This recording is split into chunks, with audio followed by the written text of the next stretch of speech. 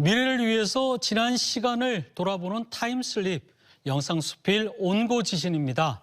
오늘은 고향에서의 시간을 맑은 시어로 풀어낸 시인이죠. 정지용 시인과 그의 고향 옥천 이야기를 준비했습니다. 시간여행 함께 떠나보시죠.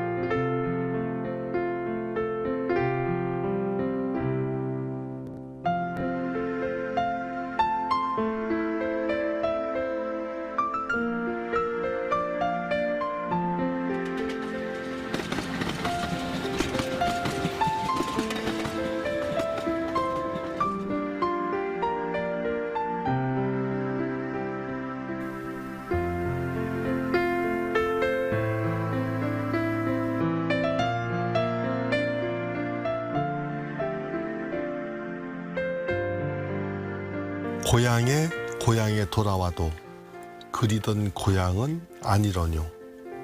고향에 돌아와도 그리던 하늘만이 높으르구나.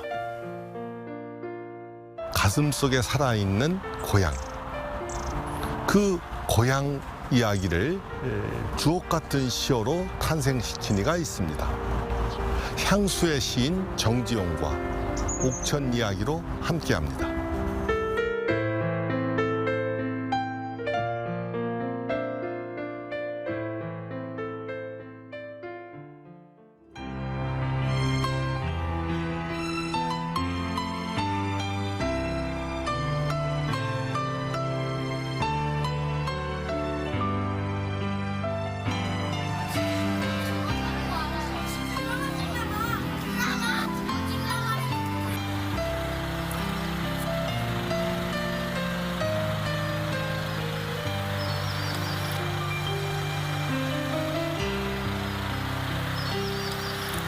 모처럼 만에 날라온 소식에 반가운 마음이 울렁거려 정지용 시를 간판에다도 붙였고요.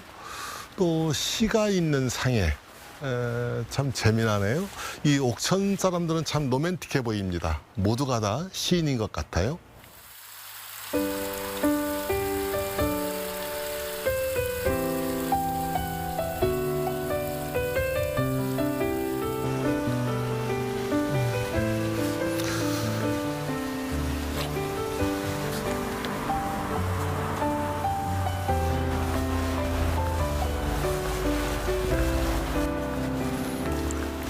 그곳이 차마 꿈엔들 이 진리야. 그 시대에 어떻게 이렇게 참 고운 시어들을 썼는지.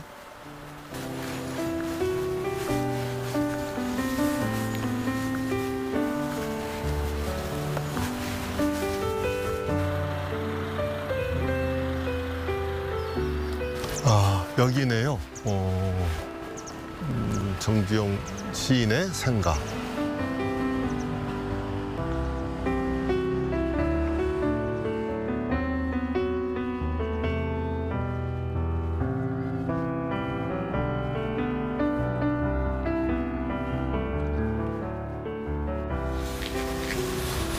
아주 잘 단장이 되어 있어요.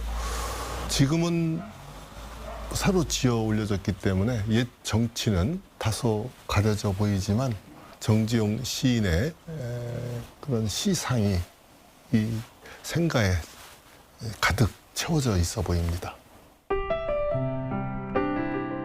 옥천에서 태어난 정지용은 이곳에서 16해를 살았습니다. 이곳에서 정지용 시인의 고운 시어들이 만들어지고 자랐겠죠.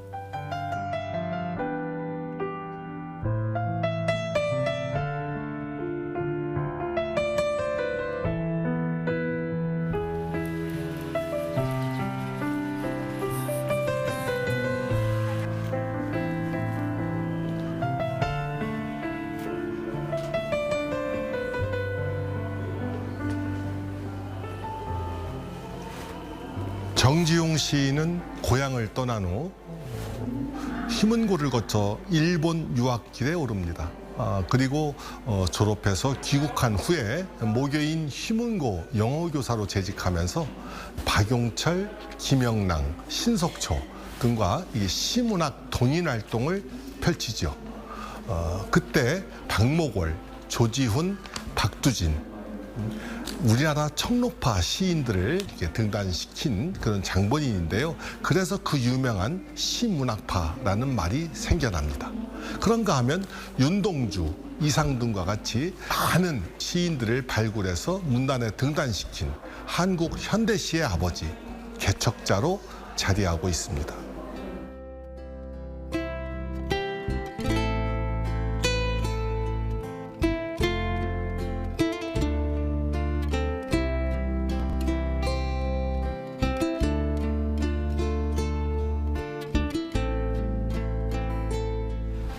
아무렇지도 않고 뭐 예쁠 것도 없는 젊은 안악이 뭐죠? 그다음에 하는 곳.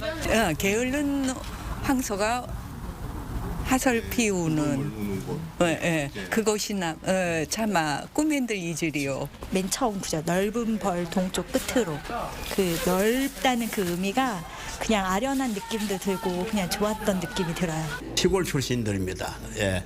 그래서 농사를 알고 들판을 알고 산천을 알고 그런 친구들 딱 촌놈 출신들이죠. 그러니까 정지용 시인과 함께 정서적으로 우리 한국적인 정서가 일치하기 때문에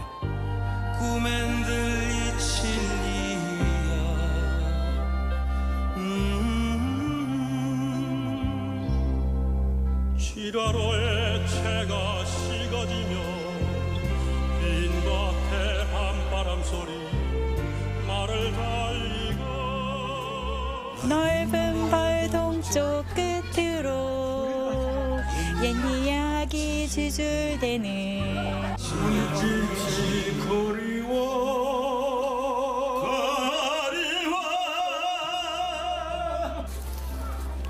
그곳이 차마 꿈엔들 이칠리야. 참 아름다운 시어에 너무나 멋진 곡이 붙었습니다. 이 곡을 이 시를 아마 제 생각에는 베토벤이나 모차르트가 아마 곡을 붙였어도 이거보다 더 아름다운 것 같지는 않아요. 정말 이 순수 음악과 대중음악을 절묘하게 이렇게 콜라보로 형성시킨 지미갑 작곡가가 저는 아마 이 세상에서 가장 멋진 작곡가가 아닌가. 이 노래를 이분보다 더 아름답게 만들 수는 없을 것 같다는 생각이 듭니다.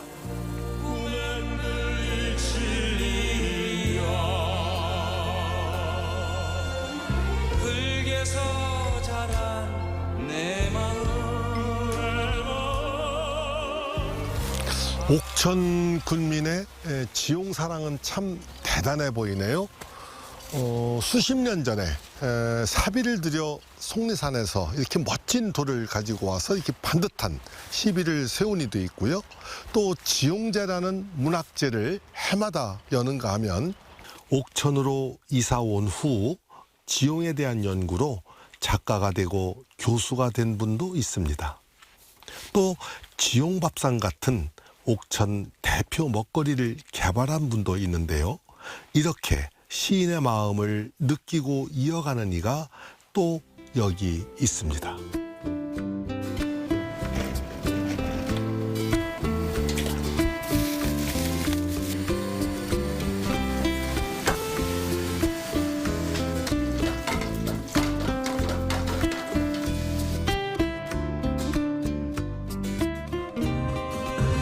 불구명하시는 이 밤에도 경사 걷던 밑에서 닿는 내 뺨이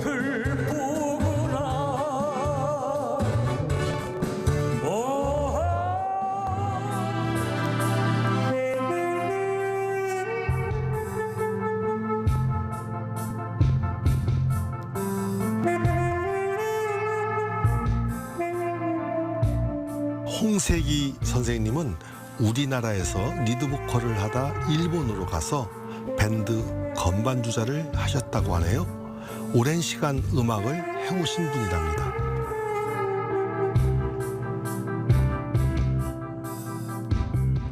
친구가 상해로 가는구려. 나는 이거 작곡을 했어도 이 저정중님한테 그 시에 반할 수밖에 없지. 왜냐면은 하여튼 이 시가 현대 감각으로도 참 부족함이 없어요. 이 현대 너무 부족한 게 없어갖고 참 기가 막힌 분이야. 아주 저로서는 큰 영광입니다.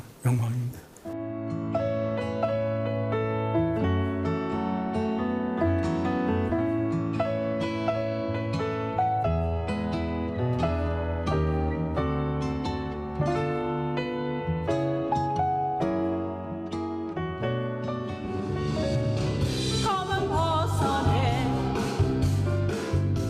인보를 받아 신고 상가일처럼 젊은 사람들이 이렇게 오래된 시를, 정종 시를 누가 보려고 누가 신경 씁니까? 근데 노래가 좀 좋으면은 아무래도 좀 시도 빨리 이루고, 지가 향수 같은 거에 가사가 좀 길잖아요, 향수가.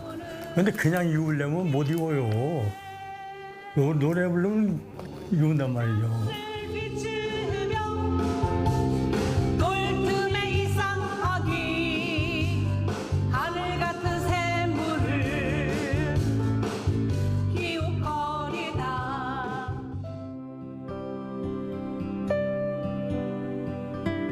정지용의 향수는 이렇게 대중가요 또 문학축제로 다시 태어나면서 많은 사람들에게 더 많이 기억되고 있습니다.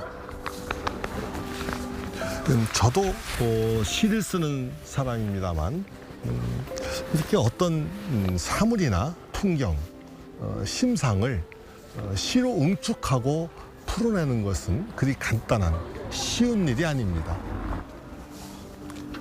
있는 단어를 조합해서 쓰는 것도 쉽지 않은데 정지용 시인은 없는 단어를 만들고 안 쓰는 단어를 찾아내서 그야말로 한글의 아름다움을 가장 적확한 곳에 시어로 사용해서 썼기 때문에 그래서 많은 사람들의 그의 시를 가슴에 담고 있는 것 같습니다.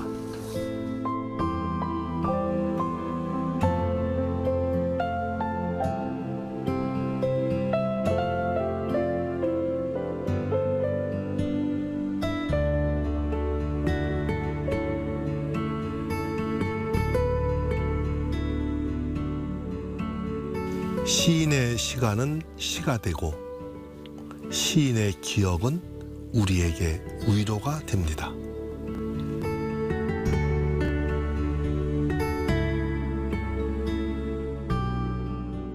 흔히 인생은 짧고 예술은 길다는 말을 합니다.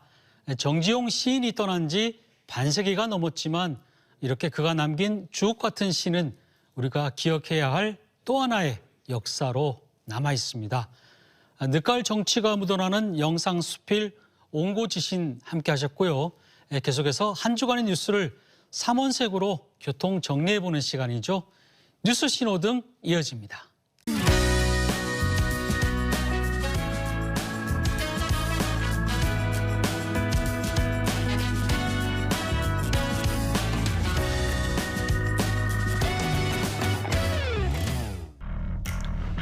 복잡한 세상 속 넘치는 뉴스, 한 주간의 이슈를 말끔하게 교통 정리해드리는 시간입니다. 이번 주 뉴스 신호등 지금 바로 출발해 보겠습니다. 오늘은 어떤 뉴스들이 신호에 걸렸을까요?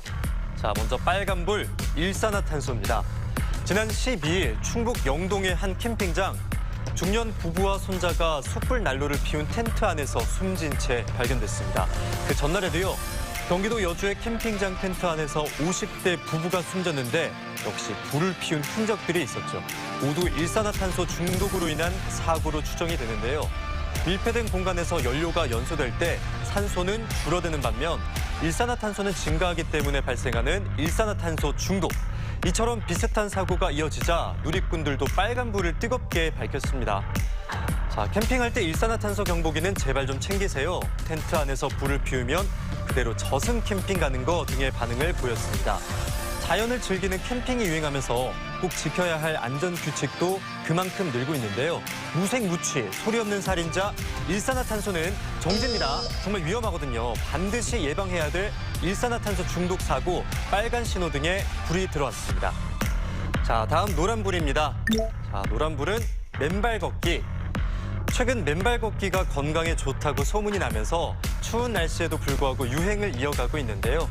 하지만 산에 정해진 산책로가 아닌 샛길을 맨발로 다니면 땅의 표면이 얇아져서요. 생태계가 훼손될 가능성이 있습니다. 갯벌 또한 많은 사람이 밟으면 털에 압력이 가해져서 생물이 살 수 없게 된다고 하는데요. 건강을 위해서 시작된 맨발 걷기 열풍이 생태계 건강을 해칠 수도 있는 상황인 거죠.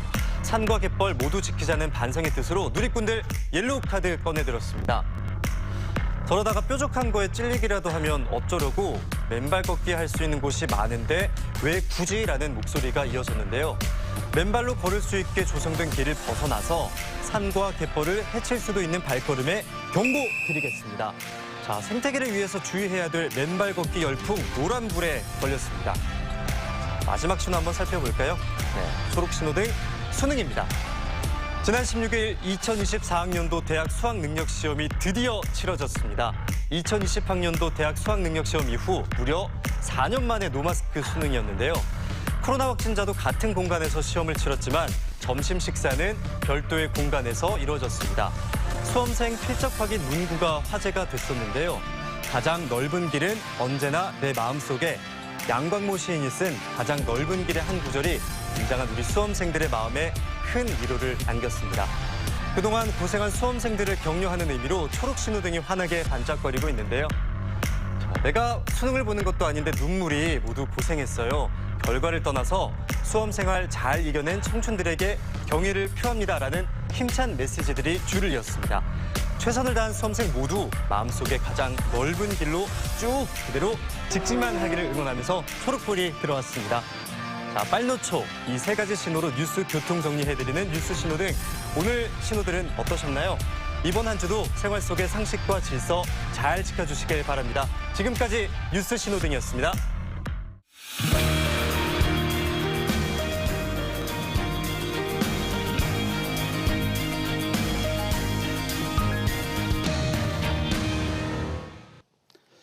메가 서울이 여당 어젠다로 떠오른 후에 수도권뿐 아니라 지방 권역별로 통합에 대한 논의가 다시 활발해지고 있습니다. 2024년 충청권 특별지방자치단체 설치를 목적으로 대전, 세종, 충남, 충북 등 이 4개 시도가 합동 추진단을 출범해서 속도를 내고 있는데요. 충청권 메가시티의 실현 가능성과 성공 전략에 대해서 토론해 보겠습니다. 오늘 토론해 주실 두 분 소개해드리겠습니다. 육동일 충남대 명예교수 나오셨습니다. 네, 어서 오세요. 반갑습니다. 네. 최우택 배재대 교수 나오셨습니다. 어서 오세요. 네. 김포의 서울 편입 이슈로 시작된 메가 서울에 대해 지방에서도 논란이 커지고 있습니다. 이 균형 발전을 저해한다는 이유인데요. 반대로 메가시티가 균형 발전의 새로운 대안이 될 수도 있다, 이런 의견도 있습니다. 우선 궁금한 게 이른바 메가 서울 프로젝트가 지역 균형 발전에 미칠 영향인데요. 이 부분 얘기를 들어보고 또 충청권 얘기 좀 나눠보겠습니다. 어떻게 생각하십니까, 교수님? 네, 그 메가시티가 관련된 이제 세 가지 쟁점에 대해서 우리가 한번 좀 새롭게 인식할 필요가 있는데요. 우선 이 문제가 불거진 이유는 우리 행정권역하고 생활권역이 불일치가 되어 있어요. 우리 생활권역은 점점 넓어지는데 그 행정권역은 그냥 인위적이고 폐쇄적이고 전통적인데 묶여 있단 말이죠. 그래서 우리나라는 이 행정 단위가 자치 단위고 자치 단위가 선거 단위고 교통 단위고 경제 단위고 다 이게 묶여 있습니다. 근데 이게 우리 생활권은 달라지는데 이게 묶인 채 있으니까 생활이 불편해지게 되죠. 그래서 이제 대도시나 이런 데서는 주변 지역과의 통합, 편입 문제가 불거지게 된 거고요. 또 최근에 이제 이게 그동안에는 국가 간의 경쟁이 주를 이루었지만은 지금은 도시 간의 경쟁 그리고 도시권 간의 경쟁으로 네. 이제 이게 바뀌었습니다. 그러니까 이제 도시 하나의 경쟁력을 가지면 안 되고 도시가 인근 지역과 같이 연계해서 이제 이게 그 경쟁력을 가져야 되는 시대가 됐다는 거고요. 두 번째는 그 우리가 보통 메가시티라고 그러면 자꾸 통합을 해서 행정구역을 넓히는 것만 생각을 하잖아요. 이번에 김포시도 그렇죠. 편입을 예. 한다. 근데 메가시티의 원래 본질은 광역 연합입니다. 연합. 통합보다는 물론 이제 통합도 시도는 합니다만은 광역과 광역, 기초와 기초 또는 최근에 광역과 기초 간의 연합 협력을 통해서 문제를 푸는 거거든요. 그러니까 기존의 지자체의 법적 지위는 유지하면서 뭐 교통 문제, 경제 문제를 같이 연합해서 푸는데 이제 본질이 있는 거고 마지막 세 번째는 이게 정치권에서 이제 이 문제가 이슈화 됐습니다만 이 행정구역 변경에 관한 문제는 민관정 또는 언까지 해서 같이 역할 분담을 해서 협력적으로 풀어야지 정치가 모든 거를 해결하려고 그러면은 여러 가지 무리수가 따르게 되고 또 설령 그렇게 해서 통합이 됐다 하더라도 나중에 이게 통합된 지역에서의 협력은 잘 안 이루어지는 경우가 있거든요. 그래서 저는 이 세 가지 이 쟁점들을 잘 분명하게 인식을 한 다음에 이 문제를 풀어가야 된다 이렇게 생각을 합니다. 네. 어떻게 보면 메가서울과 또 우리 충청권 메가시티하고는 조금 차이점이 좀 있는 것 같은데 어떻게 보세요? 메가서울 정책 일단 이 지역 균형 발전에는 어떤 영향을 미칠까요? 글쎄요, 이제 서울이 지금 이제 어떻게 보면 서울 수도권이 우리나라의 절반 아닙니까? 네. 이것을 더 키워서 국가의 경쟁력을 가져오고 결과적으로는 뭐 세계 뭐 5위의 도시를 만들겠다라고 하는 게 이제 서울의 목표인 것 같아요. 그러나 제가 봤을 때는 서울은 이미 성장할 만큼 했고요. 다시 서울을 더 크게 만들어 가지고 경쟁력을 갖는다라고 하는 것은 제가 봤을 때는 어불성설입니다. 마치 그런 거예요. 그러니까 예전에 예를 들어서 이제 우리가 아이들이 많았던 시절에 장남마트에 몰빵을 하잖아요. 높은 대학 보내고 외국 유학도 보내고 그러면 장남이 모든 걸 다 해결해 줄 것처럼 생각을 했었는데요. 그거는 정말로 못 살았을 때 생각이고요. 근데 지금 같이 우리가 좀 먹고 살만할 때는 그 자식들에게만 골고루 그 고른 기회를 주지 않으면 자식들이 난리가 납니다. 근데 지금 서울 큰아들한테 지금 모든 걸 또 주겠다는 거 아니겠습니까? 그래서 이제 그런 것들이 문제이기 때문에 저는 우리나라의 경쟁력을 갖기 위해서는 아까 육 교수님께서도 뭐 언급을 하셨지만은 서울 하나 가지고는 안 되는 거고요. 서울 같은 것을 5개를 만들어야 됩니다. 그래서 그것이 각 도시마다 경쟁력을 가지고 하나의 국가의 역할을 해야 되는 거예요. 왜냐하면 지금 그 뭐 북유럽이나 이런 데 보면은 그 뭐랄까 선진국들 있지 않습니까? 그 선진국들의 인구가 뭐 500만에서 700만 정도밖에 되지 않아요. 그런데도 세계에서 내놓으라는 그런 국가들이 있잖아요. 그러니까 대한민국도 그런 국가들을 안에다가 뭐 4-5개 만든다고 하면 얼마나 신나고 앞으로 성장 가능성이 많겠습니까? 그래서 그런 차원에서 보면 지금 메가서울 같은 경우에는 좀 어불성설이고 이번 총선 때문에 여당에서 어쩔 수 없이 내놓은 궁여지책이다. 저는 이렇게 보고 있습니다. 예. 근데 정부 여당에서 이 수도권 외에도 부산 경남권하고 광주 전남권에서 3축으로 해서 메가시티 정책을 추진하겠다 이렇게 얘기를 했어요. 이 과정에서 이제 충청권이 빠졌다. 이게 이 부분을 돼서 지역에서는 야, 이 글로컬 30 그 대학 선정에서도 사실은 대전, 세종, 충남만 한 곳도 선정이 되지 못했는데 이 충청권을 너무 무시하는 게 아니냐 또 이렇게 얘기하시는 분이 있고 이게 정확한 어떤 의미인지를 잘 모르시는 분들도 있고 이거 어떻게 저희가 받아들여야 됩니까? 지금 우리가 우리나라는 지금 이 광역자치단체의 규모가 작습니다. 평균 인구가 한 300만밖에 안 돼요. 수도권 빼면 180만밖에 안 돼요. 그래서 지금 세계화는 자꾸 초광역화 가는데 우리는 광역자치단체는 작고 또 반면에 기초자치단체는 커요. 인구가 한 20만 명 넘기 때문에 이제 주민자치가 잘 안 되죠. 이제 그런 기본적인 한계가 있기 때문에 역대 정부마다 광역자치단체를 묶어서 이거를 초광역화하려는 노력을 굉장히 기울였어요. 이른바 이명박 대통령 때는 5+2 광역경제권 했고 또 문재인 대통령 때도 뭐 그린 뉴딜 정책을 했고 또 이번 윤석열 정부도 지방시대를 표명하면서 이제 4+3 초광역권 이제 광역 경제권을 묶어서 지방시대를 구현하려고 합니다. 그런 점에서 우리 충청권이 이제 같이 대전, 세종, 충남북이 같이 이 문제를 총괄적으로 해서 특별 충청권 특별지방자치단체를 구성을 준비하고 있는데 이게 그동안에 뭐 부울경, 대구, 경북, 전남, 광주는 이 메가시티가 중단됐거나 스톱이 됐습니다. 다행히 우리 충청권만 불씨가 살아서 지금 움직여 가고 있는데 지금 이 서울 문제, 메가 서울 문제가 사실은 이게 이제 아까 말씀드린 대로 서울의 비대화라는 관점에서 보면은 이게 잘못될 수 있지만 서울은 서울대로 대도시권 광역을 설정해서 문제를 같이 풀어야 되는 숙제가 있어요. 이거는 뭐 그 주민 생활 편의를 위해서는 불가피한 겁니다. 그러니까 그런 점을 우리가 인정은 하되 중요한 거는 이 수도권이 더 비대화되기 전에 비수도권의 총광역 발전 전략을 우리가 만들어야 되는데 그 핵심이 충청권이에요. 근데 이번에 뭐 국민의힘에서 나온 여러 또 새로운 대안들은 사실은 삼축이라 이런 거 뭐 대구 광주, 서울 이거는 지방시대가 내놓은 대안하고는 조금 또 결이 안 맞습니다. 그래서 이런 부분에 대한 조율은 필요하고요. 저는 이번을 계기로 해서 어찌됐든 우리 충청권 입장에서 보면 특별지방자치단체를 꼭 선도적으로 구축을 해서 타 시도의 모범을 보일 수 있을 뿐만 아니라 이번 지방시대에서도 이게 균형 발전의 밑그림이기 때문에 충청권 메가시티에 대해서는 중앙정부가 적극적으로 지원을 해줘야 된다. 저는 그렇게 생각을 하고 있습니다. 저희는 혹시라도 이 수도권에서 이 충청권하고 강원권은 가까우니까 그쪽은 흡수하고 영원함 이렇게 나누는 거 아니냐. 사실 이렇게 오해하는 분들도 있거든요.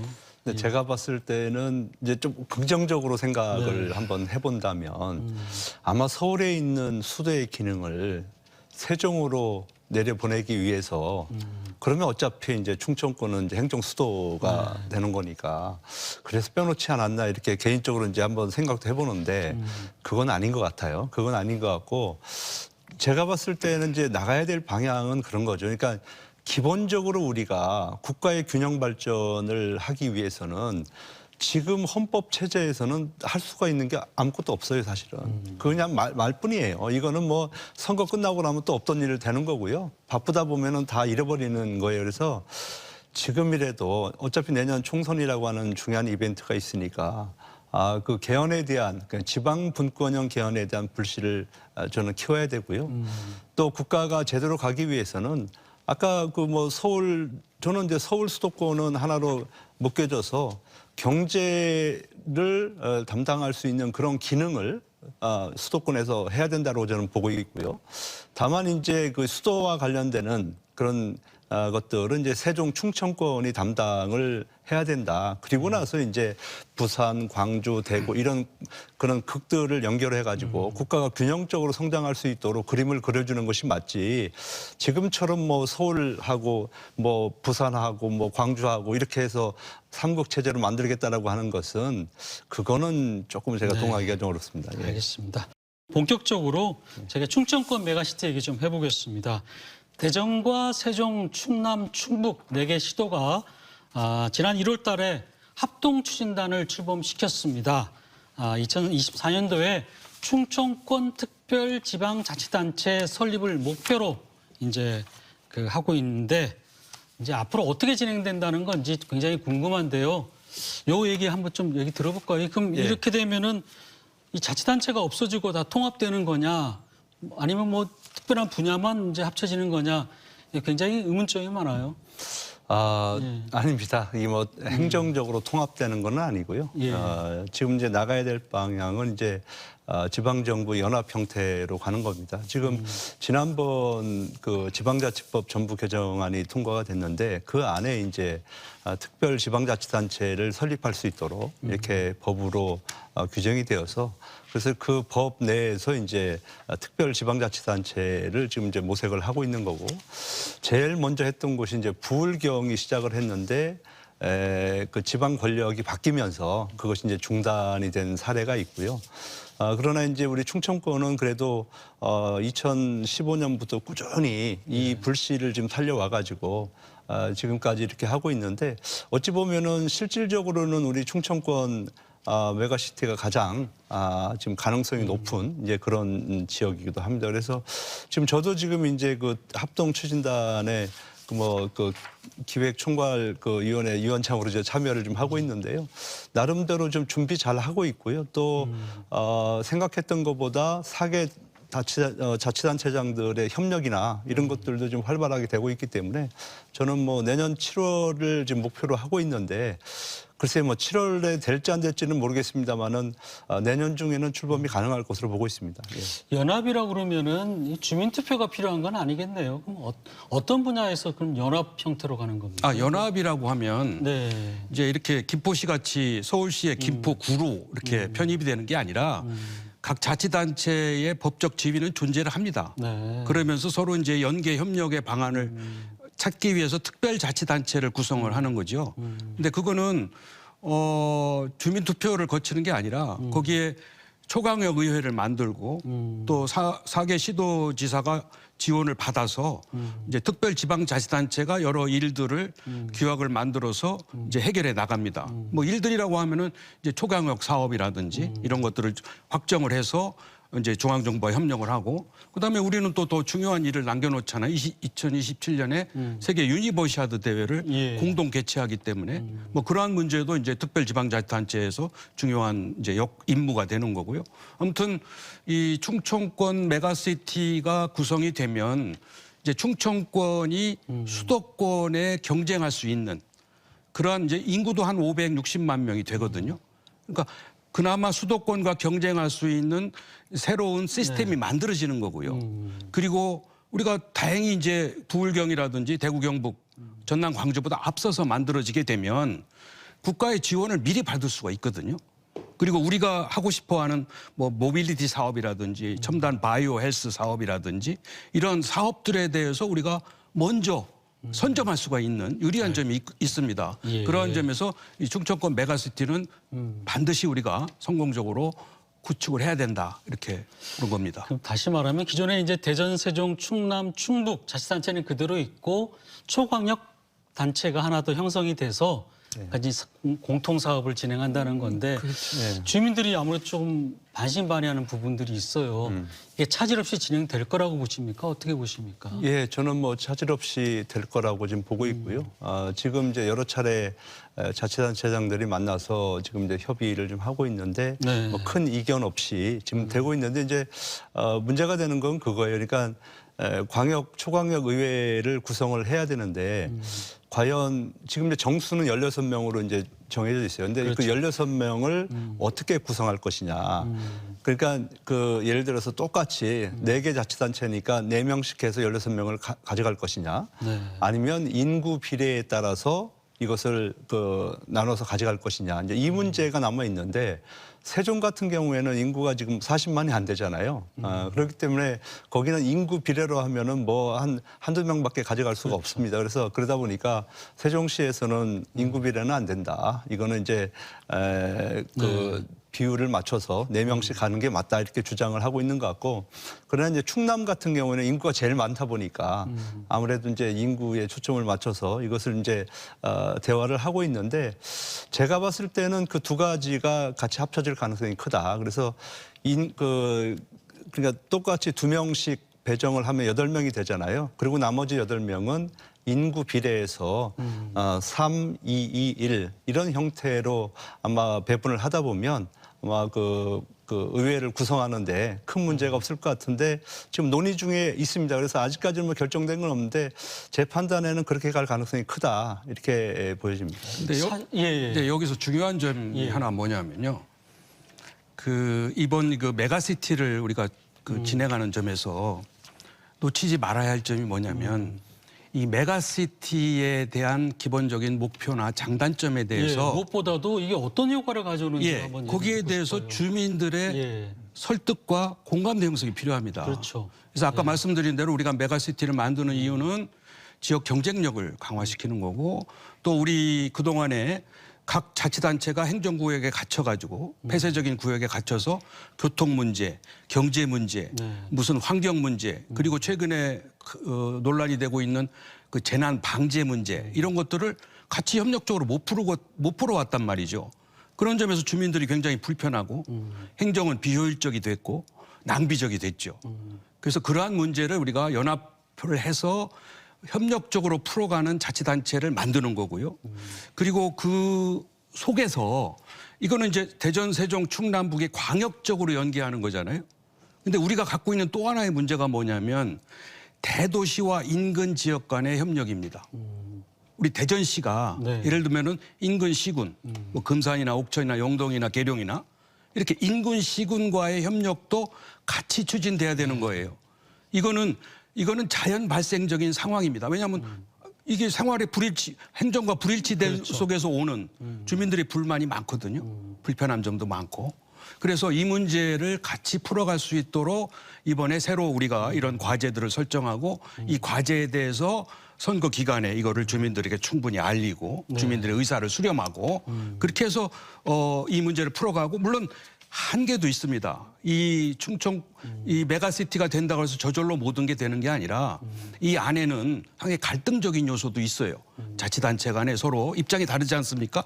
여러 가지 행정적 그렇죠. 입장이 없는 다른 것도 있죠. 또 있는 것도 그렇죠. 있죠. 그런 점에서 부울경이 안 된 이유가 이 메가시티를 통해서 다 잘 될 수 있는데 저 부산이 우리보다 더 잘 되네.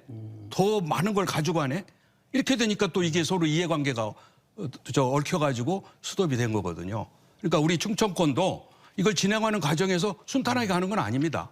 여러 가지 이해 갈등이 생기고 또 불이익이 생기고 그래서 이 문제를 대의적으로 풀어야지. 아까 우리 최 교수 말씀하신 대로 의회 초광역 의회 문제도 의석을 가지고 뭐 다툼을 시작하면요 이게 진전이 안 됩니다. 그런 점에서 우리가 대의적인 관점에서 이 문제를 보고 풀어가야 된다 하는 걸 강조하고 싶습니다. 지역 주민 입장에서 솔직히 이렇게 생각하시는 분도 있어요. 안 그래도 예산 쓸 곳이 많은데 공무원 자릿수 만들고 또 지방의회에 대해서도 사실 아직까지도 많은 사람들은 일부 사람들은 지방의회 필요성에 대해서 의문을 드러내는 사람인데 또 의회를 만든다는 거냐. 또 이게 사실 반대하는 목소리도 있거든요.